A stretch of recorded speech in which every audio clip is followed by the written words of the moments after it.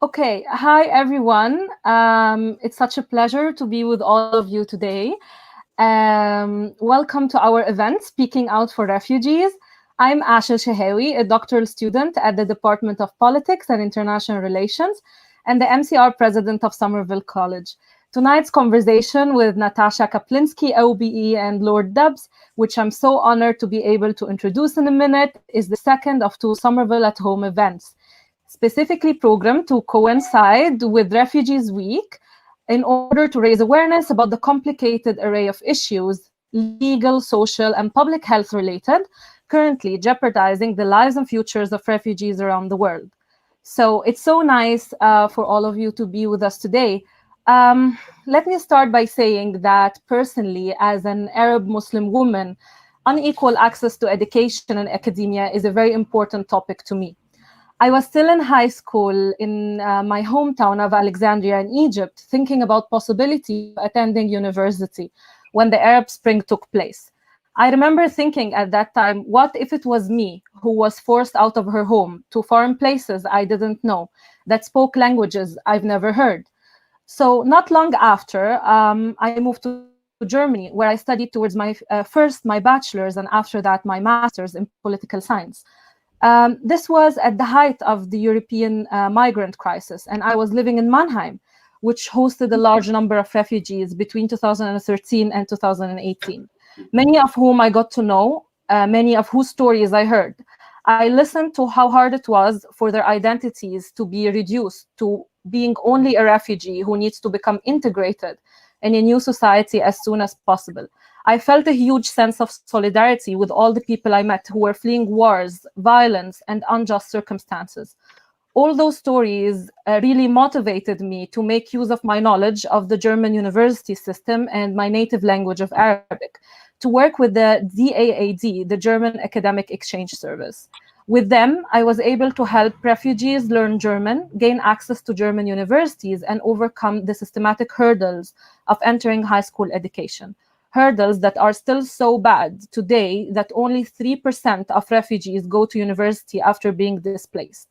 I believe everyone in the world has the equal right to an education, and attending university has a vital role to play in rebuilding the lives of refugees, especially now when the current pandemic threatens to disenfranchise and marginalize vulnerable groups more than ever. That's why I'm so proud to be a part of the Somerville community, where every scholar and student is given the opportunity to thrive in a welcoming, diverse environment. I really think that diversity is our strength at Somerville, and I know the same is true for Mansfield. I'm so proud that Somerville and Mansfield colleges are working together tonight to step up for refugees and help them get a cutting-edge higher education. It gives me hope that both colleges have established refugee scholarships, that both colleges also have ambitious plans to be recognized as colleges of sanctuary, in a scheme that will see both institutions develop the systems and culture to ensure that they offer a welcoming and accessible environments to refugees and asylum seekers seeking a world-class education wherever they are from and whatever they experienced. On that optimistic note, let me introduce our speakers. I think it goes without saying that it's a great privilege for us to welcome this evening two highly decorated and distinguished individuals, neither of whom need any introduction, yet each of whom I shall nonetheless try to introduce a little before they share with us their thoughts, knowledge, and expertise about how we got to where we are today and what work remains for us to do. So our first speaker is Natasha Kaplinsky Obe. She's a celebrated newsreader, journalist, broadcaster, and owner of some slinky dance moves, courtesy of Strictly Come Dancing. In addition to being one of the nation's favorite broadcasters, she is a passionate advocate for several charities that are close to her heart, including Save the Children, for whom she has campaigned tirelessly around the world. That includes their biggest project to date, No Child Born to Die. driven by her personal connection to the Holocaust following the death of family members in the Slonim ghetto and her father's flight to South Africa. Natasha is also deeply committed to the plight of refugees and displaced people through her work with the Holocaust Commission, work which saw her receive an OBE in 2017. Our second speaker is Lord Alf Dubs. And he is, in the words of our principal Jan, an absolute star, a fantastic campaigner, a superb parliamentarian, and most wonderful human being whose dogged determination and compassion have changed the lives of thousands of most vulnerable children and given a voice to the voiceless. Lord Dubs is perhaps best known as the author of the celebrated Dubs Amendment, a rallying cry for a more compassionate Britain, which sought to amend the Immigration Act 2016 by offering unaccompanied refugee children safe passage to Britain amidst the European migrant crisis. Alf also has direct personal experience of being a refugee as one of the children saved by English stockbroker Nicholas Winton from the Nazis on the Kindertransport. This has no doubt informed the tireless passion and compassion he has shown in speaking out for refugees throughout his career in politics. Welcome, Natasha and Alf, and thank you so much for being with us today. Well, Ash, thank you very much indeed for such a generous introduction. You are clearly an amazing lady. So after issuing so many compliments, you must receive one. So thank you very much indeed for setting all this up. And welcome everybody to tonight's event. It is such a pleasure for me to be here and to reconnect with Oxford. I myself was just down the road at Hertford College. It feels like a different lifetime ago reading English. I didn't have a huge amount of connection with Mansfield College, I must say, apart from the odd party there. And I always seemed to be waylaid by George and Davis, the ice cream shop on Little Clarendon Street when I was on my way to Somerville. So I don't know if that amazing ice cream shop is still there, but it was a huge privilege to be educated at Oxford. And I've always been hugely aware of that throughout my career. My main point of connection, though, with Somerville over the past few years has been through Jan, of course, who I met in my first job as a general assistant / skivvy in Neil Kinnock's office when he was leader of the opposition back in 1992. And Jan, of course, was one of his special advisors. The specialist advisor. Since those days, Jan and I have kept in touch, diaries permitting. And when Jan took the role on of principal at Somerville, I couldn't have been more delighted. The pairing of two such compassionate, outspoken, unapologetically progressive institutions. I apologise, Jan, for likening you to an institution. Seemed to be the perfect union, and I've loved learning more about how Somerville are progressing and the changes that you're overseeing. Jan is overseeing taking shape. Mansfield College clearly has a genetic link of some kind with Somerville, as both colleges, of course, were founded from a desire to emancipate education for those who didn't quite fit in, to include the excluded, as they say, in Somerville. In those days, that meant religious, of course, non-conformists and women. Nowadays, it means anyone for whom accessing an Oxford education is beyond their wildest dreams, whether by reasons of social mobility or entrenched bias that still sadly limits the outcome of many BAME students. Before tonight's event, I did do some research, of course, on Mansfield and was so touched by the secular grace that was adopted in 2011, which translates as no good thing is worth having unless it is shared. This seems to me a very characteristic and a very clear, sighted recognition of Mansfield's mission, the instinct to share the amazing privilege of an Oxford education. I very much look forward to including Jan and Helen Mountfield, principal, of course, of Mansfield, and a formidable human rights lawyer, no less, towards the end of the conversation. But for now, it is my great pleasure to introduce Alf. I know that Alf and I gladly responded to Jan's invitation to appear on this platform, not merely because of our affection for Jan, but because this is an issue of vital importance to us both, especially due to the fact now that under the pressure of the global pandemic, refugees and displaced people are more vulnerable than ever as states either ignore or actively persecute refugees seeking sanctuary in their countries. I know Alf's going to have a great deal to say, of course, in due course, but just a tiny bit of housekeeping, and this is the bit where I feel like I'm a posh signpost. The platform that we're using this evening enables you to say something nice in the chat box. I don't know if you can see it. It says, say something nice. I don't think there's a box to say something horrid, so please only say nice things.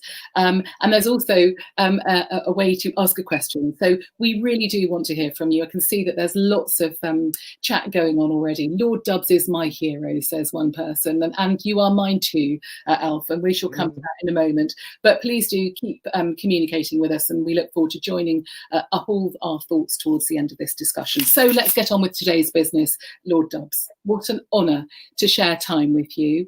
I know you may have to vote halfway through this, so please do let me know if you need any help with the decision, won't you? Look, thank you. Look, I should just explain the voting I do on a button. It's all virtual. Okay. I just have to find the right app, and I just press. You just tell me if you need to do that, and I shall give you a couple of moments. I'll fill for you. But listen, as a Holocaust Commissioner, as I was back in 2014, our paths have crossed on many different occasions, and it's hard for me to verbalise the enormous respect and gratitude that we all have for you. But if you don't mind, if we start on a bit of a personal note, and a question essentially regarding how you arrived in the UK as a former kinder transport refugee. There's a common assumption, and I hope it's right, that your commitment to supporting refugee rights originated in that very experience.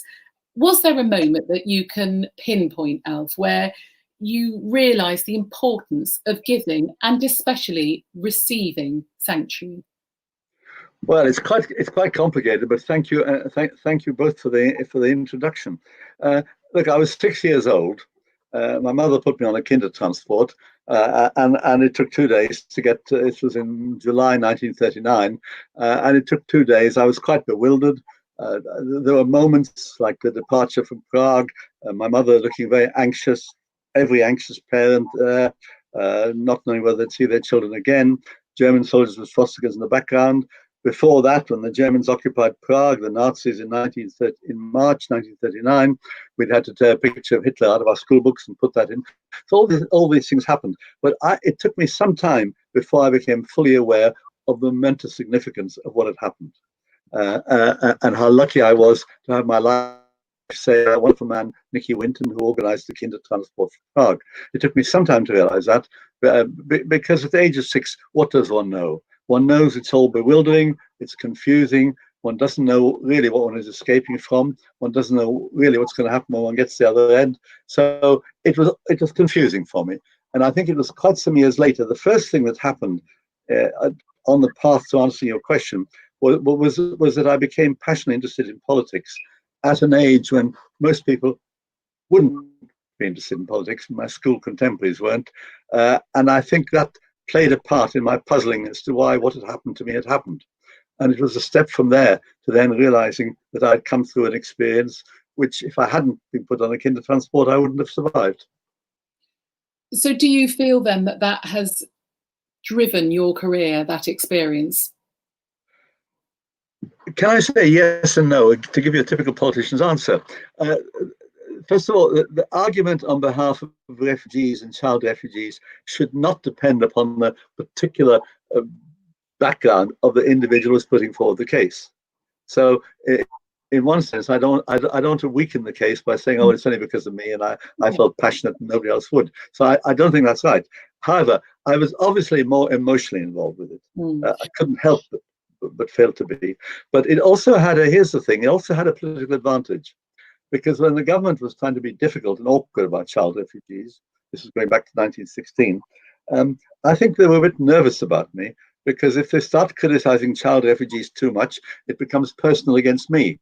So to that extent, I sort of had a slight moral ascendancy in the argument, and that was helpful. Good. Let's talk about the Dubs amendment then. It's entered the public consciousness, hasn't it, as a byword essentially for compassion and humanity. How did it first come about, and how difficult was it to bring to law? Well, there's a bit of a story here, so don't let me talk for too long. The immigration bill was going through Parliament, and we learned at that time, according to Save the Children, wonderful Save the Children, that there were 95,000 unaccompanied child refugees somewhere in Europe, particularly in northern France, in Greece, and in Italy. And in talking to my friends in the Commons, I put down an amendment to say we should take actually 3,000 of them. And then, having put it down, the government got quite excited. Government minister said to me, "Oh, will you withdraw your amendment?" I said, "No, I won't." Anyway, to cut a long story short, Theresa May summoned me in to see her. She was then the Home Secretary. This is before there'd been a vote. And she asked me to withdraw the amendment. And I said, "Well, why? Why should I?" And she said, "Well, if these children come, others will follow." So I said, "But you're saying to me we should turn our backs on children sleeping," it was then the jungle in Calais, or in terrible conditions, particularly on the Greek islands and elsewhere. I can't just say, I can't just walk away from that. Anyway, if you want a bit of a slight inside story, if I can say this, she then offered me a bribe, not in those terms, because but the Home Secretary shouldn't do that. But she said to me, "But they have a scheme whereby they take a limited number of refugees from Jordan, Lebanon, and Turkey, and she will add 3,000 to that sum." Bearing in mind my original amendment had the 1,000 figure in it. Anyway, and I said, "Well, that's great, we can do both." And she said no, and I parted company. Anyway, the 3,000 figure which she added did not disappear. I had a little victory which I didn't like to claim in case the Home Office woke up to it and discovered what they'd done and reversed it. Maybe they knew what they were doing. I have no idea. Anyway, to get to the fundamentals of it, my amendment went with a big majority through the Lords. It got to the Commons, where it was defeated really on a technicality by a small majority. And the technicality for you politicians is something called financial privilege, which I had no idea what it was. But it means if the Lords pass an amendment involving expenditure, the government can say it's financial, or the Speaker of the Commons says it's financial privilege. Anyway, it's all new to me. And they used that argument, and the Speaker told them off by saying they should have a more substantial argument. Anyway, it was slightly defeated. It got back to the Lords, a bigger majority, and then came what I think was one of the most interesting things. Public opinion suddenly woke up to all this. Yeah. I was walking down the street in London and somebody shouted at me. Usually it's abuse of politicians, but she said, "No, keep going with the amendment." And it was public opinion that tipped the balance. I think public opinion was alerted by those terrible photographs of people drowning in the Mediterranean, particularly of Alan Kurdi, a Syrian boy, drowned on the Mediterranean beach. And I think our public opinion woke up, and all over the country, support groups were being set up to welcome refugees. So Theresa May summoned me in again and said, "We propose to accept your amendment." And that was the high point of the success. The government then did something, but later on, you'll probably ask me, the government then backed away from most of it. Well, I mean, it's horrific that those images were what did swing it eventually, was it? But I mean, so since it entered law in 2016, the Dubs Amendment has suffered, as you've recounted already, a number of challenges and setbacks. For those that aren't in the Westminster bubble, can you just summarise where we are with it right now? Okay, right. So when it got to the Commons on financial privilege, we had to drop the 3,000 figure from the amendment because that was where we had to do it. So the amendment passed without a specific number. The government then said, after having promised me that they would accept the letter and spirit of my amendment, the immigration minister phoned me up to tell me that, the government then said, no, we're capping the total at 480. And I said, "Why?" And they said, "Well, local authorities can't find any more foster places." To which I said, "Look, I know enough local authorities myself to find more foster places." And that is where that argument has rested. That's on my particular amendment. There is another thing called the Dublin Treaty, which you may want to ask me about, which is another path for children who do have family in Britain. But my amendment was specifically for children in Europe who had no family anywhere, anywhere in Europe, and who could then come to Britain for safety. It's so sad that we're talking about such small numbers. We'll come to that a little bit later on. But with everything that's happened with COVID, we've slightly stopped talking about Brexit. I can't believe I'm saying that I'm slightly missing Brexit. But let's just refer to Brexit. And whether or not it has hardened, if you like, our position to offering sanctuary. Do you feel that the current government's essential hostility towards offering sanctuary is a fair reflection, no less than, of public opinion? Or do you feel that actually the people on the street who do call out to you are those who really do care and do want us to offer greater sanctuary? Right, can I deal with both parts of your question? I'll deal with the second part right away. I believe that once the argument about child refugees is put to British people, the majority, not all, but the majority are supportive and think we can accept such children and offer them safety, education, and decent lives. But there is another method of getting children here, which is the Dublin Treaty. You mentioned Brexit, and the Dublin Treaty is an EU treaty, which again I got an amendment in to say the government should negotiate to continue that treaty beyond our membership of the EU. And the point of that was that people, particularly children, but adults as well, could come to Britain from another EU country for family reunion purposes, because it works from any EU country to any other EU country. And I wanted that to be continued. Now, so we've got those two things, my amendment and the Dublin Treaty. And I think the government are trying to do pretty little about both of them. They're publishing some of their negotiating positions as regards the Dublin Treaty, and they are pretty weak, they're feeble, and they don't put much of an obligation on the government. And as far as my 480 are concerned, we're stuck there. We should never have been stuck there. The 480 is an artificial cap. And I say, look, there are children in terrible, I was on Lesbos some months ago, terrible conditions there. And surely to goodness, we as a country can do more to help them. So that's where it's got stuck. And I think it's a bad mark to this country that it's got stuck like that. Some ministers in the government are sympathetic. I know that because privately they tell me to keep going with these amendments. But I think the government's policy as a whole is not sympathetic. How optimistic are you then, with greater pressure, that the Dublin Treaty and your amendments might bear more fruit? Well, it'll be there's an immigration bill going through the Commons at the moment, and Yvette Cooper and Tim Loughlin. Tim's a Conservative MP, but he supports it. They've put down an amendment to continue both with the Dublin Treaty and with my amendment. So we'll see what happens in the Commons when that's debated. I think next week, and then it'll get to the Lords. If it doesn't pass the Commons, then we'll have another go. If we can, of course, we'll push it, and we've just got to do it because the cause is important. The numbers are small.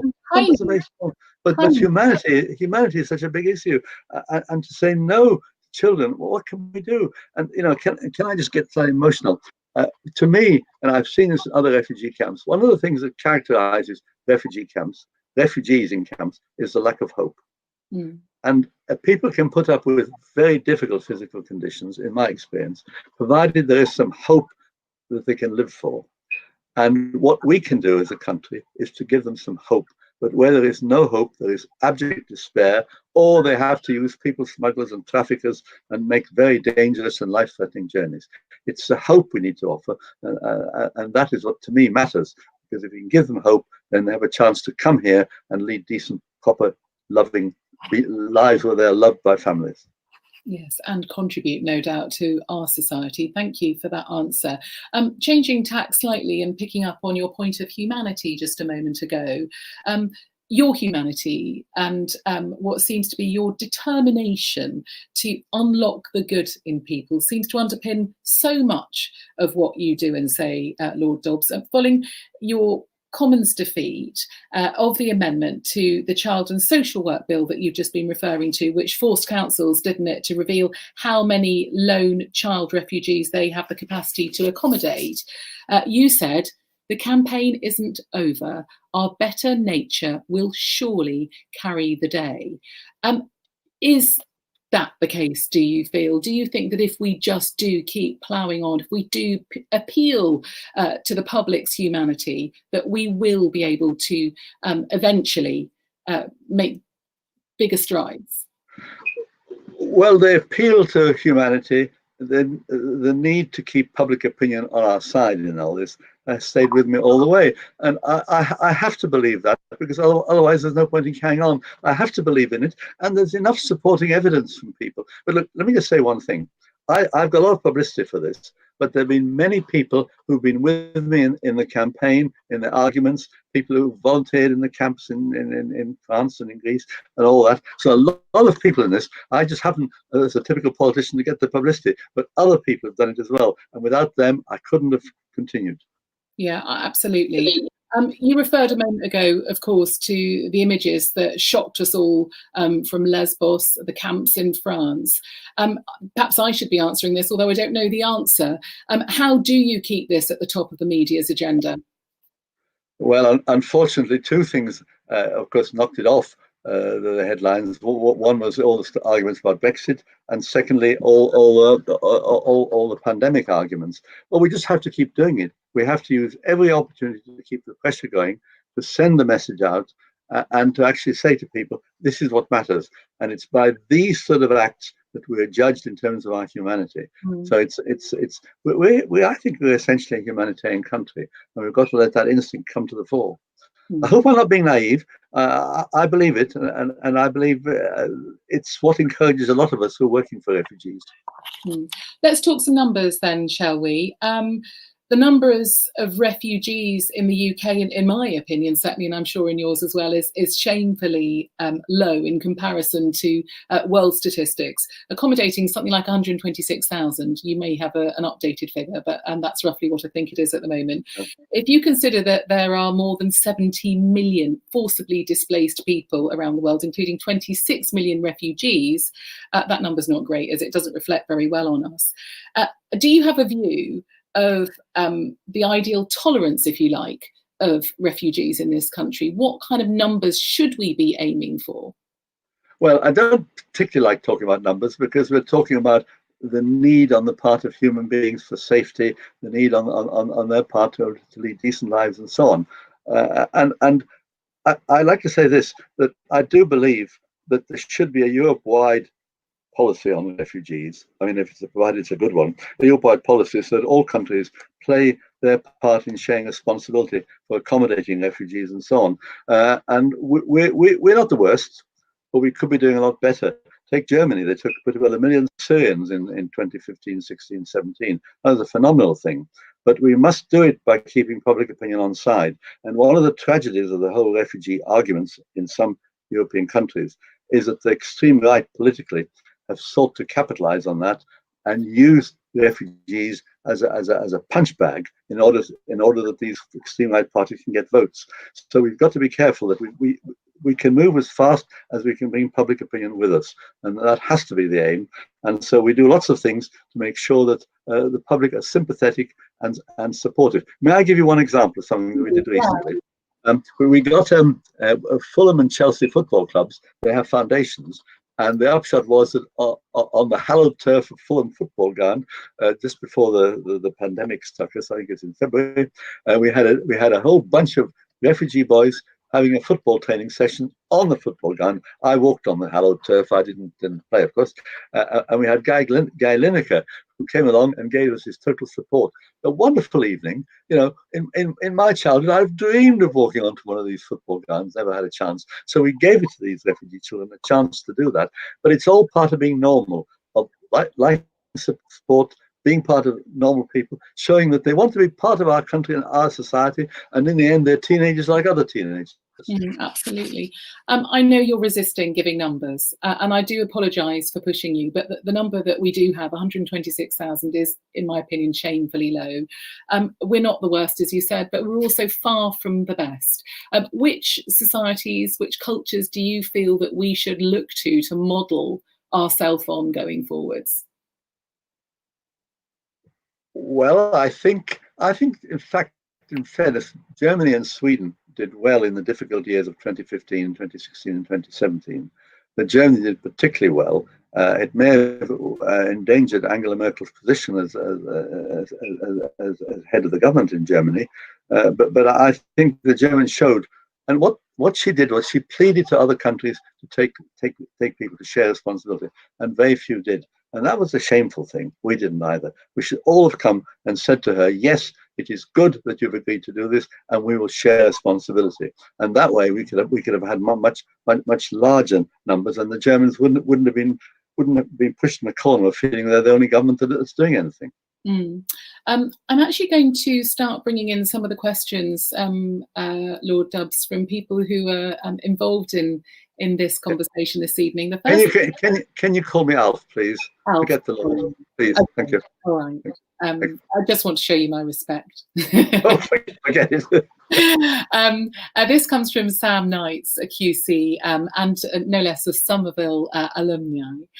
Does Lord Dubs think that politically we might be at a pivotal moment now for actually getting some more support for better legislation to assist refugees? The hostile environment at the moment is horrific, and that is absolutely true, isn't it? The only way that refugees can enter this country is, as far as I know, through false pretenses, either through a tourist visa and then seeking asylum, or illegally.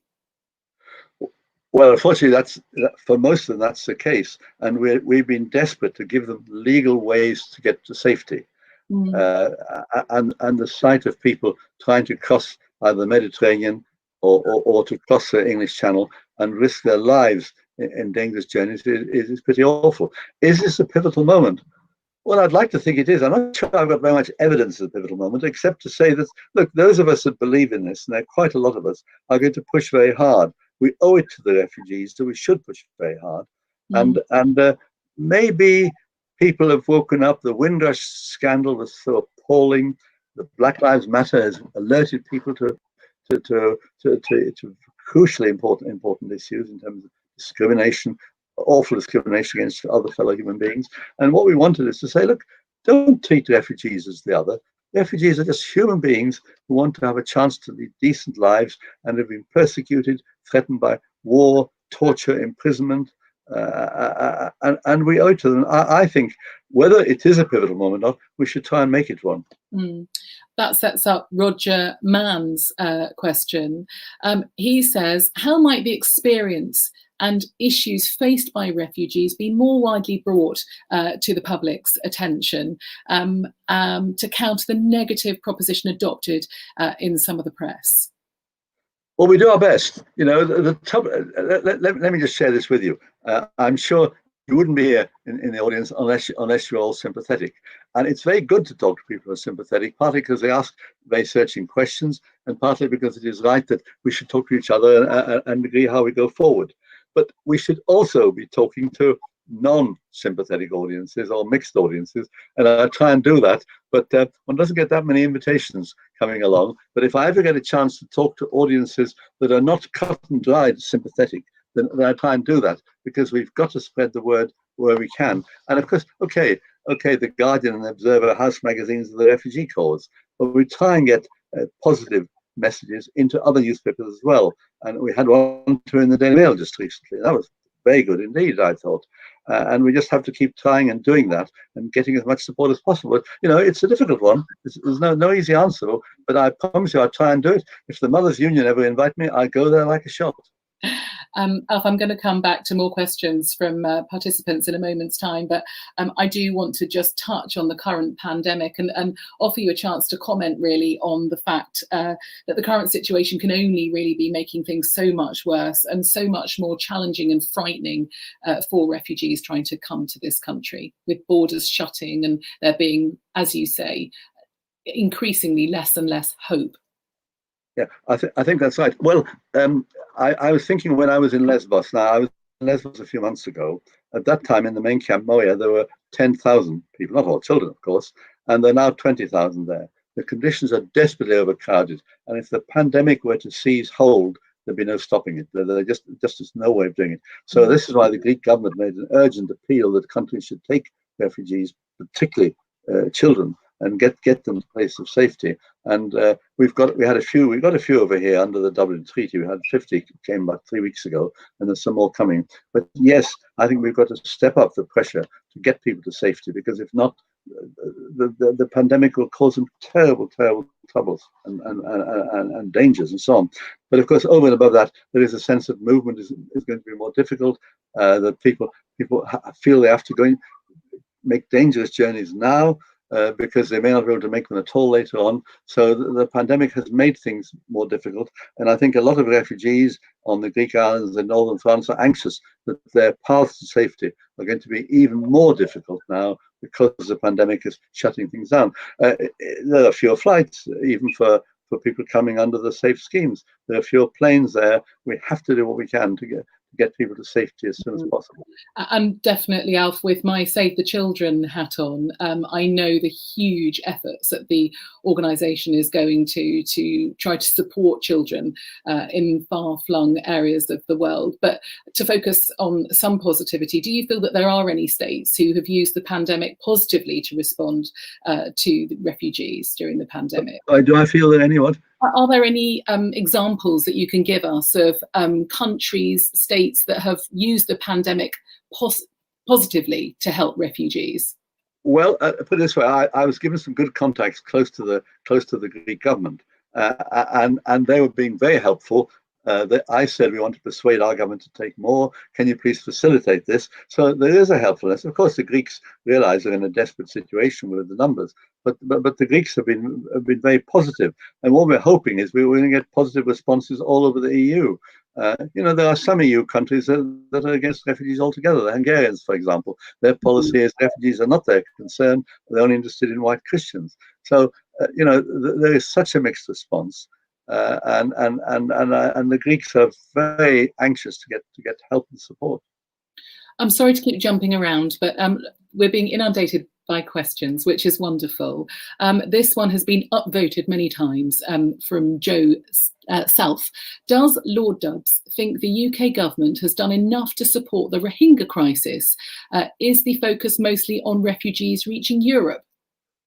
Well, I went many years ago to southern Bangladesh, and I went and saw the Rohingyas there. There were many there. The numbers weren't the astronomically large numbers they are now, but I saw a string of camps down on the strip of land near Cox's Bazar, and they were just being forgotten by the world. And the world has forgotten them, partly because the television cameras don't get there, and partly because it's easier to focus on things that are close, like the camps in Greece or what's left of the jungle in Calais or Dunkirk. So the answer is yes. There are. I think, Natasha, you said at the beginning there are 70 million people, of whom about 35 million have fled into other countries, and the remainder have fled for safety in their own country. So there are millions in the world.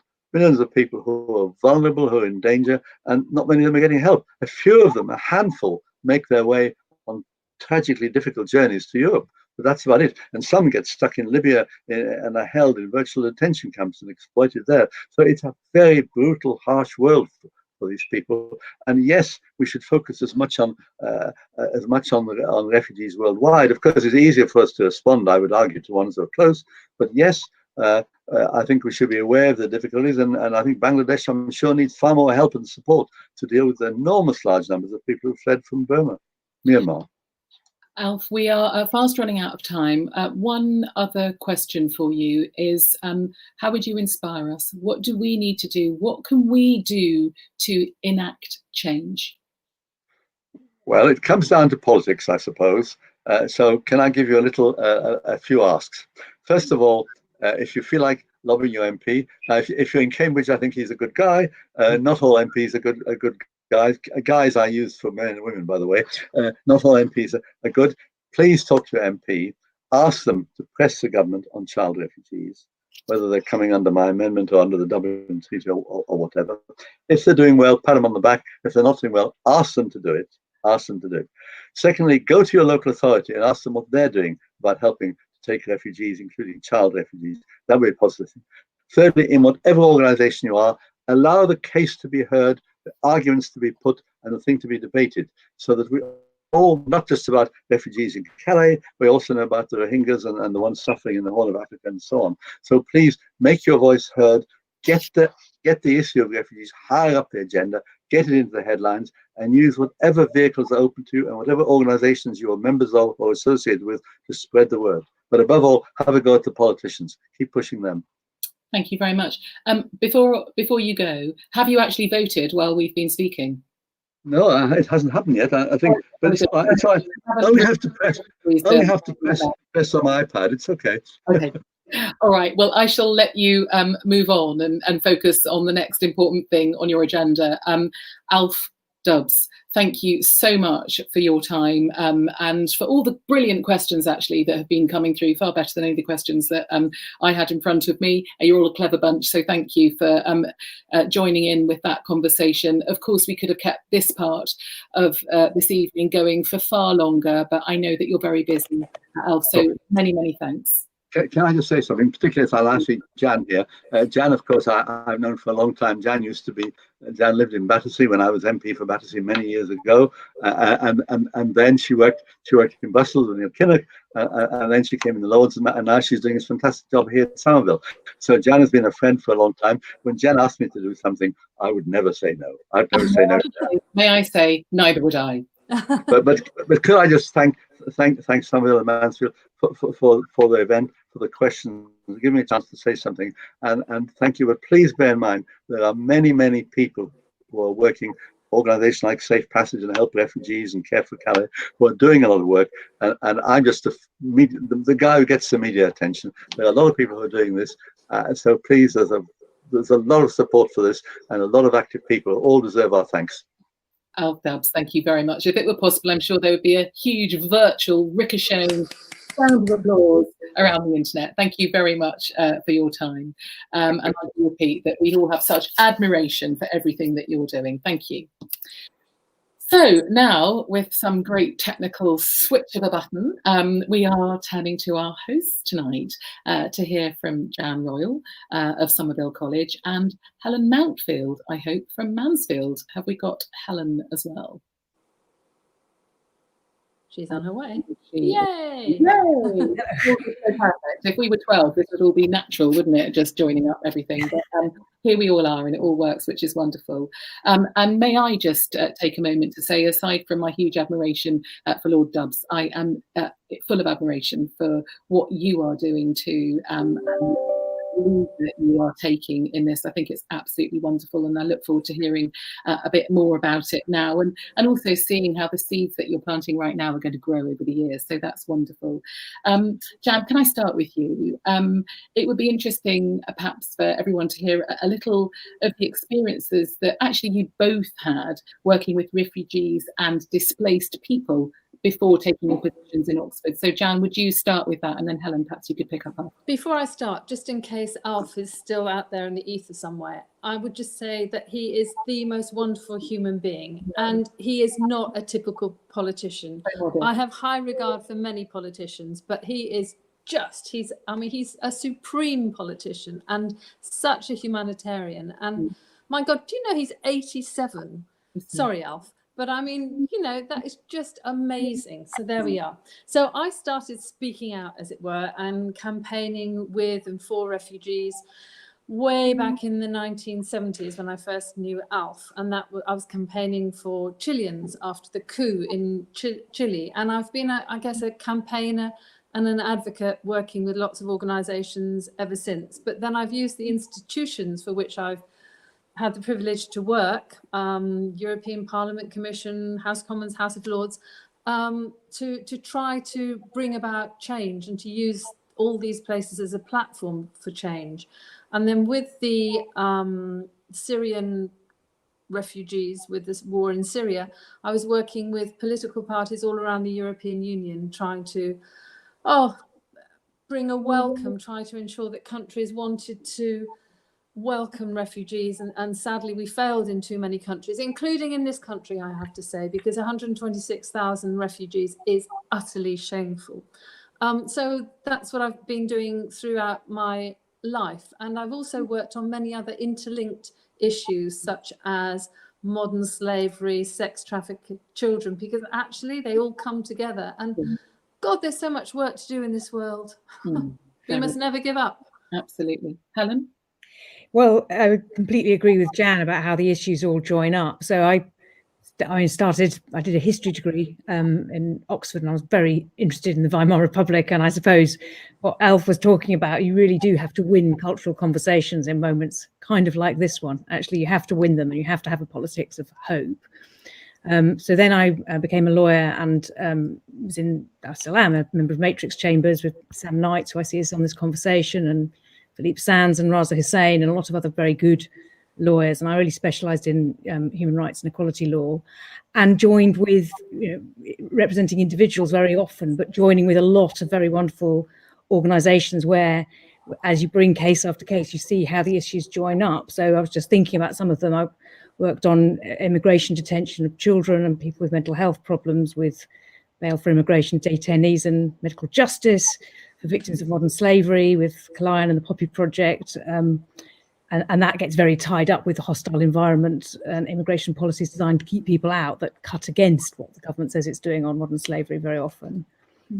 And supporting funding for victims of domestic violence, who are often victims of domestic violence because they have no recourse to public funds. And I work with Southall Black Sisters on that. And I suppose what you see is civil society organisations and people involved in institutions like lawyers need to work together, because you can, if you include people's perspectives and get people's voices heard, you can change the culture and you can change the institutions.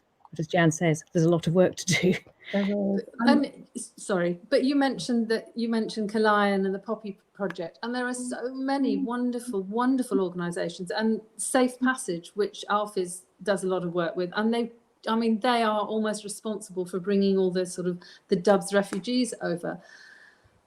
But if only we could have a kind of more joined up way of working with these people, and if the government took its responsibility.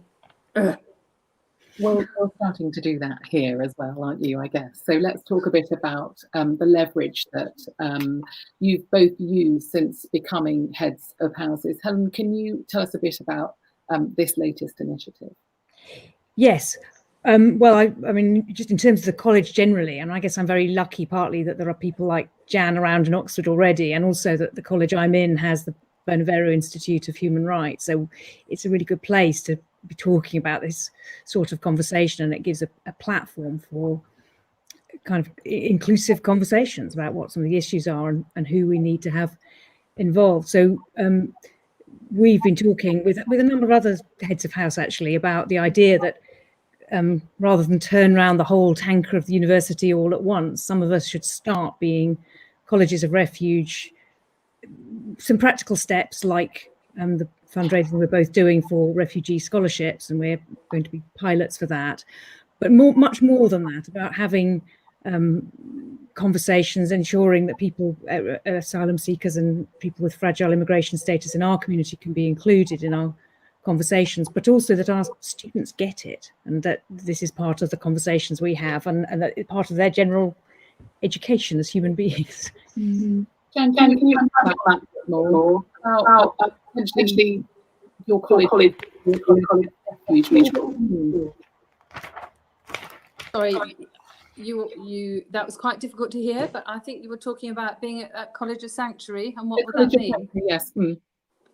That is definitely our aspiration, together with Mansfield and a couple of other colleges. What it would mean that the refugee community in Oxford knew that here was a place of sanctuary, in a way, that we could provide rooms for them to have meetings, and it's something that our students very much want to be part of. So, for example, I know that some of Helen's legal students provide pro bono advice to some refugees. My own students are starting a scheme whereby they're teaching English to refugees. And so it's just showing the world that we are proud to be standard bearers for refugees. We're proud to support them, and we want to bring about change in the world. And the great thing about Oxford is that there's so many people who can give voice to the voiceless. So we should use that. But also there's tremendous research going on. For example, we've got the refugee, oh God, I can't remember what it's called, the Refugee Centre that Alex heads up, and other research in other departments which is pertinent to refugees. For example, I was talking earlier today to a young man who's doing research on water in Jordan, and some of his research has demonstrated that actually the Zatari and other camps on the Jordanian-Syrian border, they are not impinging on the natural resources of Jordan, which is what many people would like you to believe. So there's so many fantastic things going on. And in terms of the impact on our students, we want all our students to go out into the world understanding why there are refugees in the world and what we can do to change the world. Helen talked a moment ago, Jan, about turning the tanker of the university around. Do you feel it is down to individual colleges then to lead the way? Yes, the university has taken some important steps. For example, it's agreed to waive the fees for refugee students, and that's wonderful. But I think it's in colleges where we can provide a welcome for refugees and where we can raise money for these scholarships, which is what Helen and I are doing at the moment. I think, and it's colleges which have the biggest impact on students and the thinking of students, and that's where we have a responsibility as well.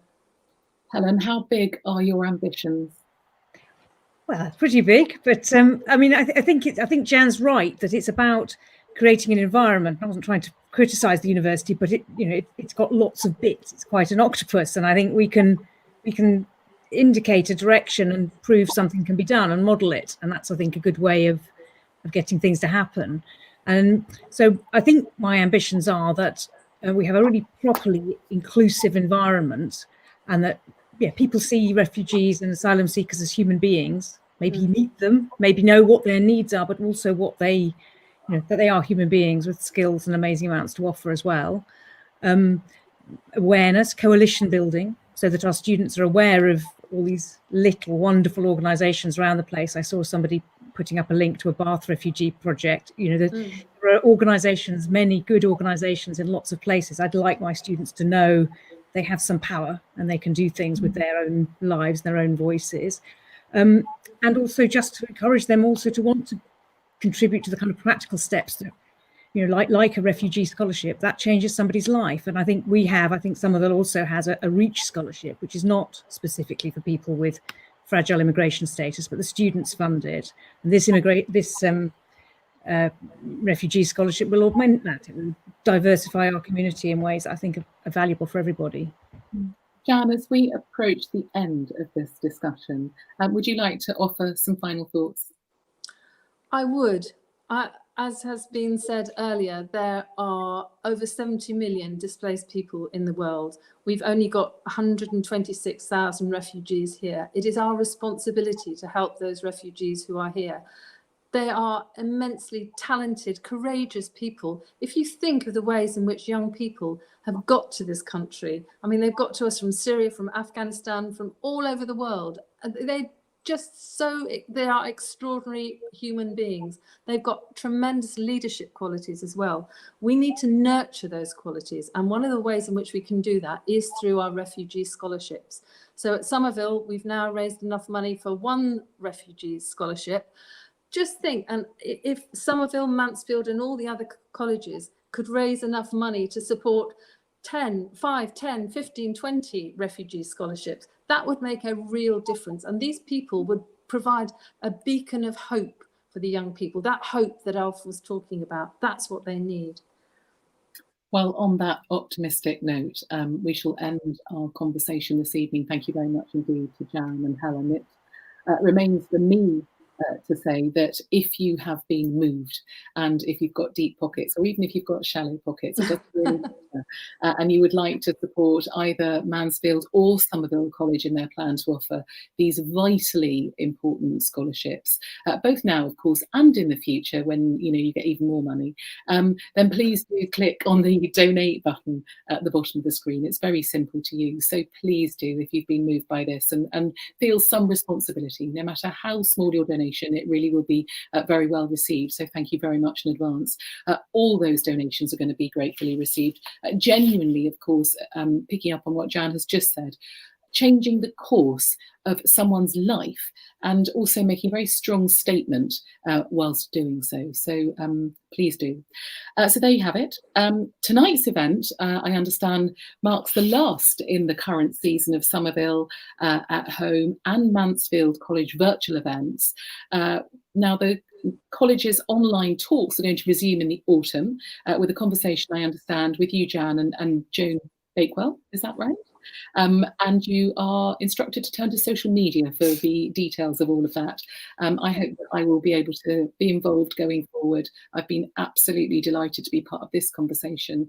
And I hope that one day we can actually meet in person rather than virtually, because although this technology is amazing, there's nothing like actually meeting people and joining up together to do something amazing. So thank you very much indeed. And also let's just extend our thanks to Ash, of course, at the beginning, and Lord Dubs once again, and to all of you who've been part of this. I hope that you are still staying safe, that you're smiling, and most importantly, that you're still sane.